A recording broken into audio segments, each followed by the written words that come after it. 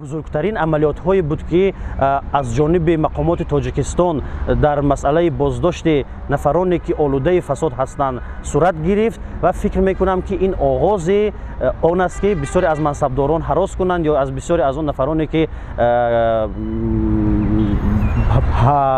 همین کار آلوده هستند از گرفتن پاره برای یک مدت کوتاه چکنند صرف نظر کنند.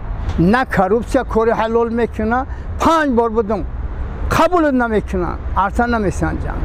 خب نگیم پروکورور از زمان شرف تا حاضر نه قبول میکنه نه اصلا نمیسنجن. همین یک چیز زیادیه.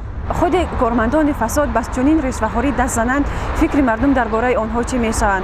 البته باوری مردم نیز نسبت آنها کاسته می شود. قانون باید در جمهوری تاجیکستان برای همه مردم برابر باشد، ولی این دیده نمی شود. من یک مثال عادی را میبیارم که خود کارمندان میلیسا وقتی که حرکت راه رو ویران میکنند یگان گاهی آنها را منع نمیکنند و حتی آنها را اشتراف نمیکنند و جوابگری هم نمیکشند.